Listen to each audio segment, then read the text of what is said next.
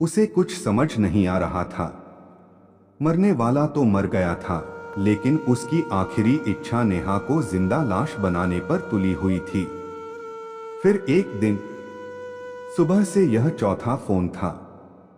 Phone उठाने का बिल्कुल मन नहीं था, पर मां समझने को तैयार ही नहीं थी। फोन की घंटियां उसके दिमाग पर हथौड़े की तरह पड़ रही थीं।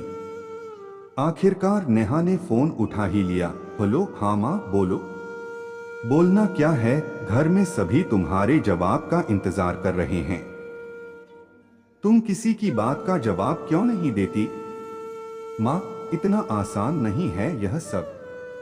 मुझे सोचने का मौका तो दो, नेहा ने बुझी आवाज में कहा। सोचना क्या है इसमें? तुम्हारी बहन की आखिरी इच्छा थी। क्या बिल्कुल भी दया नहीं आती तुम्हें? उन बच्चों के मासूम चेहरों को तो देखो मां, मैं समझती हूं, पर क्या? वह सिर्फ तुम्हारी बहन नहीं थी, मां की तरह पाला था उसने तुम्हें।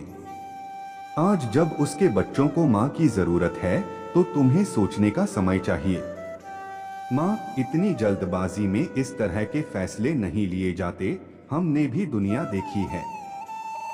ठीक है, अगर तुम्हें उन बच्चों की छीछालेदर होना मंजूर है, तो फिर क्या कहा जा सकता है? यह क्या बात हुई? तुम इस तरह की बातें क्यों कर रही हो? नेहा बोली। माँ का गला भर आया। तुम अभी माँ नहीं बनी हो, जब माँ बनोगी तब औलाद का दर्द समझोगी। फूल से बच्चे माँ के बिना कलप रहे हैं, और तुम हो कि सब दरवाजे बंद करके बैठी हो। नेहा का मन खराब हो चुका था। क्या इतना आसान था यह सब? 4 भाई बहनों में सबसे छोटी थी वह, सबसे लाडली, पर जिंदगी उसे इतने कड़वे और मुश्किल मोड़ पर लाकर खड़ा कर देगी, उसने सोचा न था। दीदी की शादी के वक्त महज 17 साल की नाजुक उम्र थी। उसकी पहली बार साड़ी पहनी थी। कितना जोश था। जीजाजी के जूते चुराएगी, 10,000 से 1 रुपए कम न लेगी, उन्हें खूब तंग करेगी। जीजाजी उसकी हर शरारत पर मुस्कुराकर रह जाते। वे सिर्फ उसकी बहन के पति ही नहीं, नेहा की हर बात के हमराज, समझदार और सुलझे हुए इंसान थे। नेहा बहुत सारी ऐसी बातें जो दीदी को नहीं बताती थी, जीजाजी से डिस्कस करती थी। जीजाजी के बढ़ावा देने पर ही नेहा ने सिविल सर्विसेज की तैयारी करनी शुरू की थी। नहीं तो माँ के आगे तो वह भी दीदी की तरह मजबूर हो जाती, और आज वह भी दीदी की तरह किसी की घर गृहस्थी देख रही होती। दीदी पढ़ने में बहुत अच्छी थीं, पर बाबा की आखिरी इच्छा का मान रखने के लिए दीदी बलि का बकरा बनकर रह गईं, और अचार मुरब्बे व नए नए पकवानों के अलावा आगे कुछ भी न सोच सकी। याद है उसे आज भी वह दिन जब दीदी की कैंसर की रिपोर्ट आई थी। कैंसर 3rd स्टेज पर था। घर में कोहराम मच गया था। माँ का रो रो कर बुरा हाल था, और दीदी दीवार का कोना पकड़े बुत बनी हुई थी। नेहा को समझ में नहीं आ रहा था किस किस को संभाले और क्या समझाए। समझते सभी थे, पर एक दूसरे को झूठी दिलासा देते रहे। प्रवीण जीजाजी का चेहरा अचानक से बूढ़ा लगने लगा था। अपनी जीवन संगिनी की यह हालत उनसे बर्दाश्त नहीं हो रही थी। कितने सुखी थे वे। जीजाजी ने दीदी को बचाने के लिए हर मुमकिन कोशिश की। मुंबई, चेन्नई कहाँ खा नहीं दौड़े, किस किस के आगे हाथ नहीं जोड़े, पर सब बेकार गया। जीजाजी की आलीशान कोठी, रुपया पैसा सब धरा रह गया, और दीदी सबको रोता बिलखता छोड़कर चली गई। इन दिनों में नेहा ने क्या क्या देखा और महसूस किया, वही जानती थी। घर मेहमानों और रिश्तेदारों से भरा हुआ था। नन्ही परी माँ के लिए बिलखते बिलखते नेहा की गोदी में ही सो गई थी।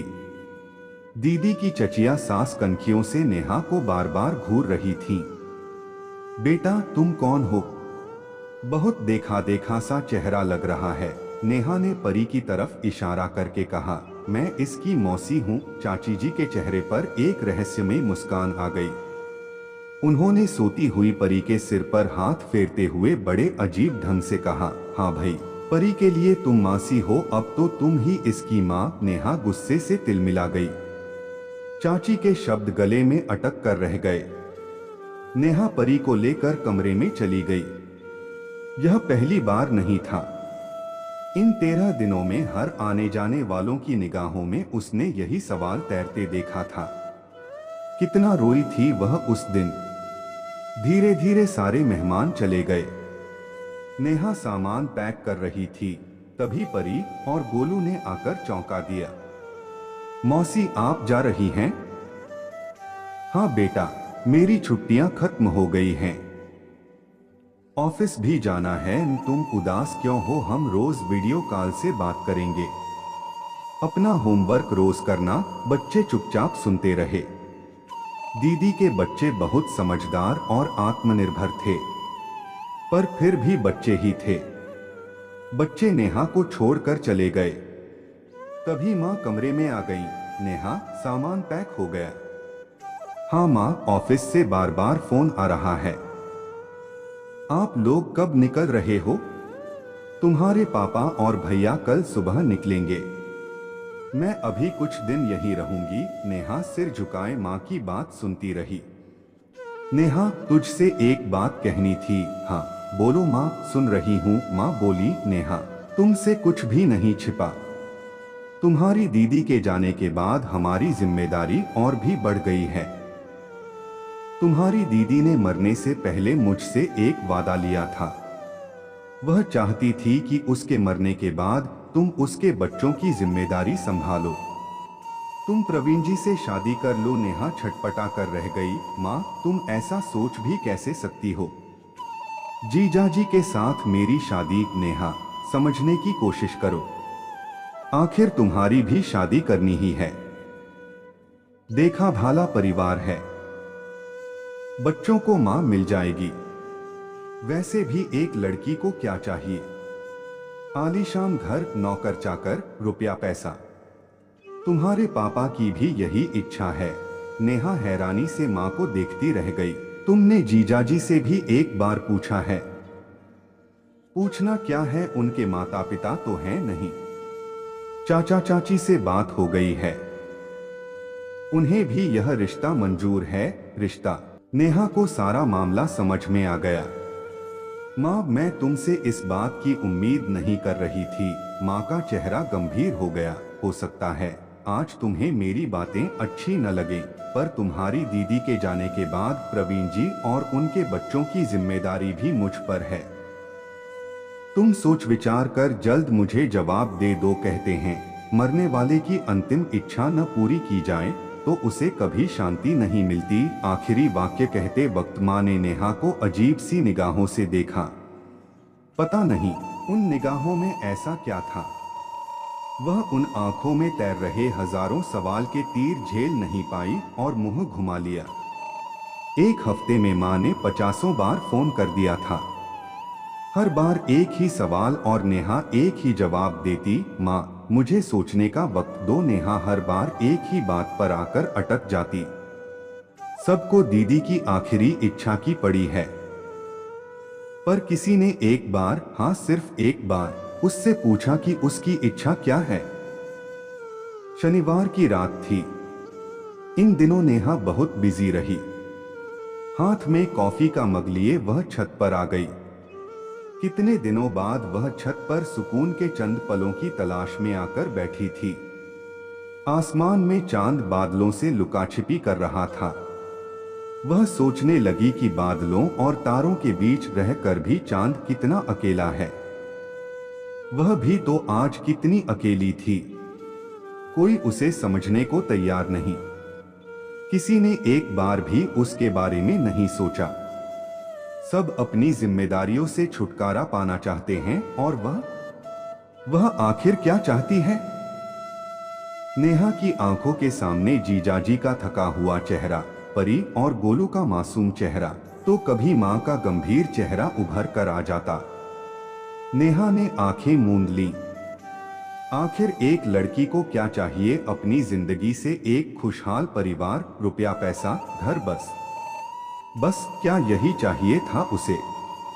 आज अगर वह माँ की बात मानकर शादी कर ले तो इस रिश्ते में उसे क्या मिलेगा? दीदी की परछाई होने का दर्जा, दूसरी पत्नी, दूसरी माँ। नेहा मन ही मन मुस्कुराने लगी। दूसरी माँ नहीं, सौतेली माँ। बड़ी बहन ज्यादा सुंदर थी। प्रवीण की निगाहें हर चीज, हर रंग, हर त्योहार, हर खुशबू, हर स्वाद में दीदी को ही ढूंढेंगी। तिनका तिनका जोड़कर अरमानों से सजाए हुए दीदी के उस घर में एक फूलदान सजाने में भी नेहा के हाथ कांपेंगे। नेहा अभी भी सोच रही थी कि हर पार्टी, हर उत्सव में लोगों की सवालिया निगाहें उसे तार तार करेंगी। देखने में तो ठीक लगती है, फिर ऐसी क्या गरज पड़ी थी 2 बच्चों के बाप से शादी करने की? अकेली आई है या बच्चे भी? घूमने से पहले 50 बार सोचना होगा कि न जाने लोग क्या कहें। घर गृहस्थी संभालनी चाहिए। पर यह तो हनीमून के मूड में है। शादी में इतनी धूम और रिश्तेदारों की क्या जरूरत? चुपचाप कोर्ट मैरिज कर लेती। शर्म नहीं आती? इतने बड़े बड़े बच्चों के सामने इतना तैयार होकर खड़ी हो जाती है। नेहा ने घबराकर आंखें खोल दी और आसमान में तारों के बीच दीदी को ढूंढने लगी। दीदी, मुझे माफ कर देना। शायद आज मैं तुम्हें और सबको स्वार्थी लगूं, पर मैं इतनी मजबूत नहीं कि जिंदगी भर लोगों के सवालों का जवाब दे सकूं।